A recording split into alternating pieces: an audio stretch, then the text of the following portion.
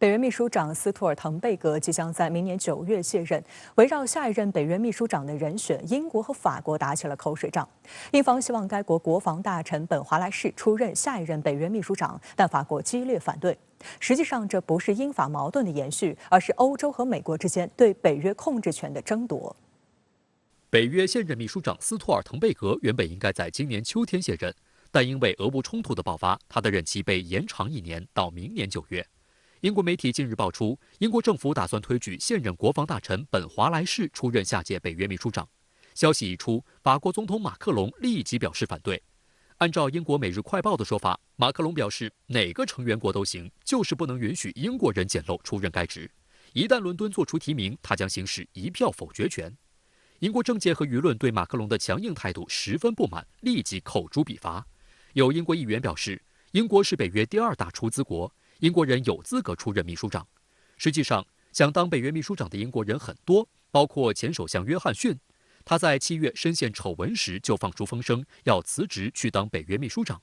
分析还指出，英国脱欧后想扩大在国际组织中的话事权，就必须霸占一些重要国际组织的职位。而北约秘书长则被英国认为是最唾手可得的一个。英国还是想要扩大自己在这个北约这个组织里它的一种影响力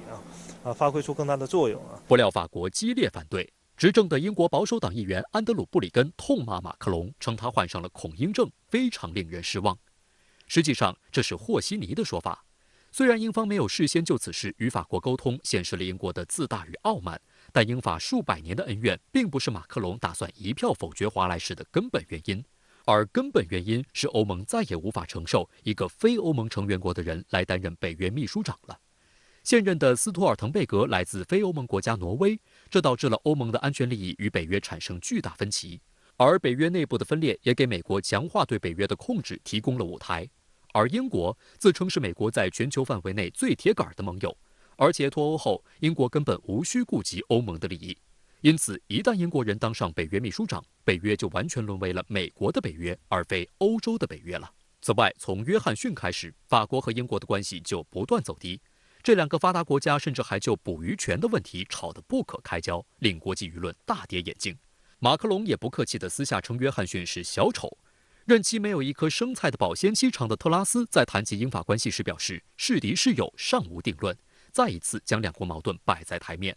而现首相苏纳克上台后曾表示要与法国修好，但进展不大。尤其是已经退出欧盟的英国想继续在主导欧洲安全的北约之内取得重要职位，这明显是不把欧盟的主要领导者之一的法国放在眼里。北约秘书长的职位由非欧盟成员国担任，已经严重损害了欧盟的战略利益。例如，在俄乌冲突一事上，主张劝和促谈，尽力避免冲突发生的法国和德国被边缘化，而北约不断放出风声，称要接纳乌克兰为成员，最终导致冲突不幸爆发。俄乌冲突的外溢效应给欧洲经济造成了灾难性打击，欧盟也被战争绑架，对俄罗斯发起8轮制裁。冷战结束后慢慢成型的俄罗斯负责提供质优价廉的能源，欧洲负责制造商品的双赢合作模式被打破。目前，俄欧之间原先的6条天然气管道仅有1条仍在使用，而欧洲也不得不应对能源价格高涨导致的产业外移危机。另一方面，英国政策高度追随美国，近年来还在 AUKUS 美英澳机制上等全力配合美国战略，甚至还派出航母搞所谓印太航行来为美国的印太战略撑场子。这让法国不得不担心，一旦英国国防大臣担任北约秘书长，欧盟的利益将无人问津。从法国这边角度来讲，就是尤其在英国这个脱欧之后对英国的态度已经发生了一些转变。那我们知道之前在这个所谓的 AUKUS 的一些相关的这个军事协议这方面，英国、美国还有法国之间会产生了很大的这种分歧在他们这个西方的内部集团之内所以在这个情况下法国他更希望在欧洲大陆的国家的这样的一个代表能够发挥更大的一个作用。实际上，法国的戒备心正是来自俄乌危机中，美方不断收割欧盟国家的种种劣迹。例如，欧洲深陷能源危机之际，美国向欧洲出售天然气的价格竟是美国国内市价的5倍。一传美国卖给欧洲液化天然气利润超过1亿美元。此外，美国还趁欧洲经济陷入混乱之际，大搞美元加息，强行让美元回流美国。而这些回流美国的美元当中，一部分就是以投资美国制造业的方式回流，这其中就包括欧洲的很多优势产业。目前，几乎所有欧洲汽车厂都大举扩建美国工厂，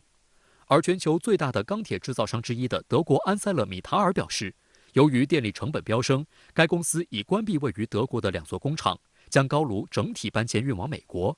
欧盟内部不断出现对美方趁火打劫的愤怒。以往的这种欧洲的军事平衡是建立在这种经济合作的基础之上，比如说德国，它就是深深依赖着俄罗斯的这种天然气的供应啊。那么经济上的紧密的合作促成了这种军事上的一种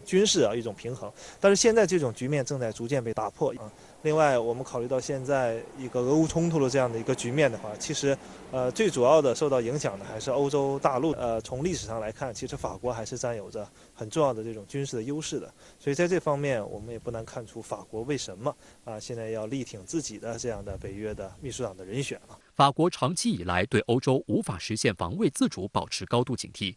早在上世纪50年代中期，法国就提出建立欧洲防务共同体和欧洲军的设想。这是一套与北约平行的军队系统，只不过与美国主导不同，法国主张欧洲军由欧洲人自己率领，体现欧洲国家的战略自主。1966年，由于不满北约机制，法国甚至一度退出北约，直到43年后的2009年才重新加入。当时的北约一度呈现出冷战后逐渐边缘化的态势，但其后美国不断拉北约加入世界各地的战争，并趁机以意识形态绑架欧洲。特朗普上台后，甚至赤裸裸要求北约国家掏钱，而绝口不谈北约在美国的主导下屡屡主动对欧洲的战略安全制造麻烦。为此，马克龙曾愤怒地表示，北约已经脑死亡，并再次提出欧洲军的构想。事实上，德国的态度也与法国类似。早在2017年5月，德国前总理默克尔曾发表措辞严厉的一段话。他说：“现在已不是完全依赖其他伙伴的时代。我们欧洲人必须将命运掌握在自己手中。”但拜登的上台给了欧盟一个承诺，这造成了欧洲的幻觉。去年9月，拜登上任后首次外访就参加了北约峰会。他说：“美国回来了。”只不过他更不顾及欧洲国家感受，在冷战结束约30年后，在北约框架下挑起了欧洲本土自2战以后的首次热战。